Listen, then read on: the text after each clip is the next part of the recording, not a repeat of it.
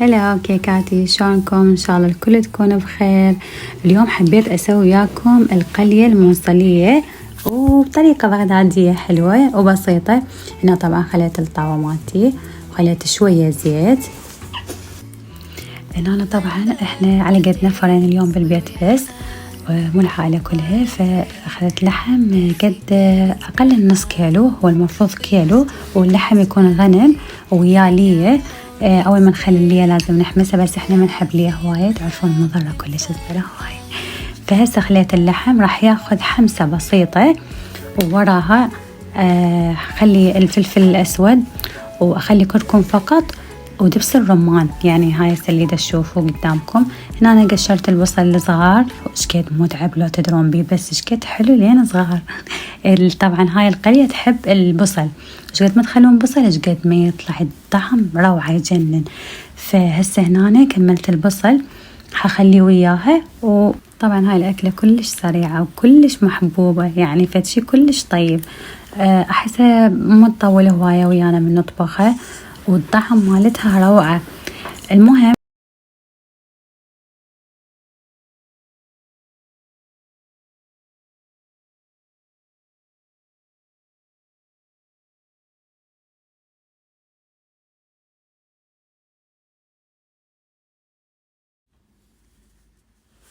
هنا بدأ يسلق اللحم، إذا تشوفوا راح يصير يعني حمسة بسيطة، ما أريد يوصل إنه لمرحلة إنه يكسب هواية. ووراها هسه من حضيف هذه المكونات البسيطة، ما يحتاج إنه بس كركم وفلفل أسود ودبس الرمان فقط. أكو ناس تخلي مكان كركم كمون عادي، فما يصير تضيفون البصل بالبداية ويا اللحم حتى لا يحترق. هنا أنا حضيفهم. ملاحظة، من راح نضيف البصل والبهارات بنات؟ تضيفون تقدرون أكيد المي حسب الكمية، يعني عينك ميزانك مثل ما نقول بالعراقي. فأنت تشوفين يعني اللحم إذا بدأ يستوي هو حيقلل المي تدريجيا أكيد بكل ما يفور، وإذا بعد ما مستوي وقلل المي ارجعي أضيفي مي مرة ثانية، مو مشكلة. طبعا شوفوا هنا شلون صار حمسة محترمة، فشي كلش طيب. وهنا أنا أكيد ضفت الملح آخر شي على اللحم، لأن تعرفون الملح ما يخلي اللحم يستوي بسرعة. هسه ضفت المكونات.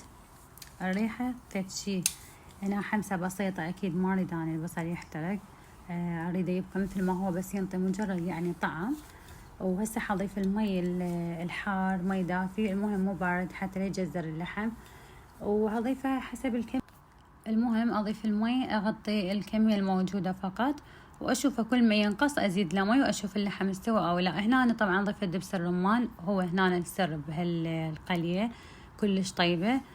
ووراها هم حمسة بسيطة طبيعي وننتظرها. وراح أضيف شوف المكونات البقية راح أضيف السلطة وياها، ونحضر الخبز العراقي وننتظر الأكلة. ابقوا وياي.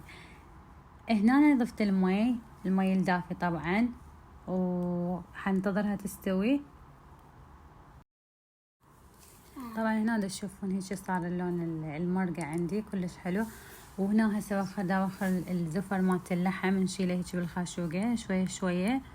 وراح هنا أنا حنشيل كل كمية الزفر الموجودة. طبعا لا يضل بالكم انه اكو بيه ريحة زفر او اللحم ما مستوي او الشوم خليتي ورق غار او المفروض كذا، لا، بس هو غسلة بسيطة، حمسة ويا البصل وبقية المكونات، وننتظر هاي النتيجة. وراها فتشي راح يطلع الطعم روعة.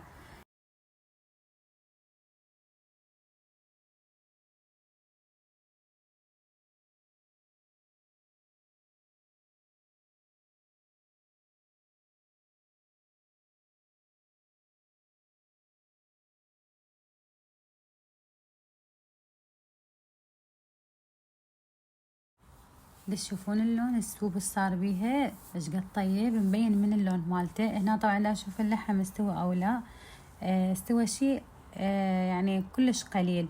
لازم اضيف ارجع مرة لخ مي، فراح اضيف هذا المي اللي ضفته شيء كلش قليل، يعني كل ما يخلص المي ارجع اضيف لحد ما يستوي اللحم واطبقها.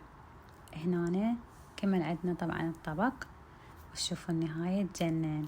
هنا راح اخلي اسوي سلطة كلش طيبة وبسيطة مثل ما تشوفون. ما حاجبكم تعرفوا نبشر الخيار ونقطع الطماطة.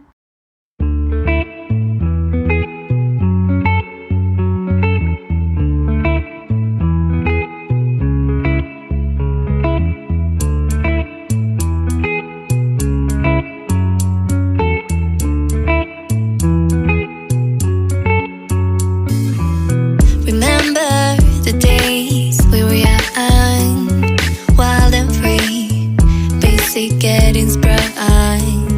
We used to dance the night away, hang out the whole next day, laughing, having fun.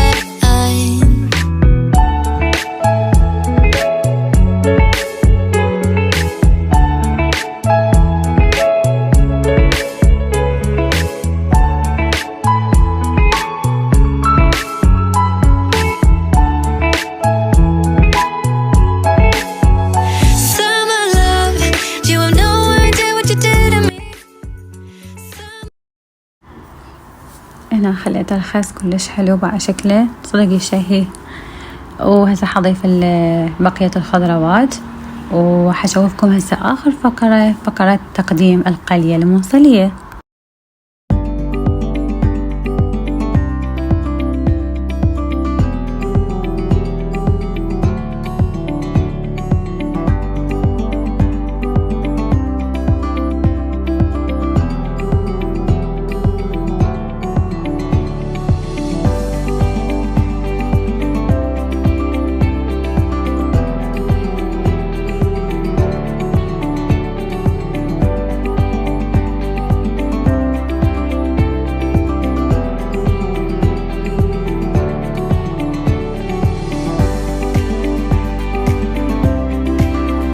شو رأيكم بالطبق؟ فتشي شهي كلش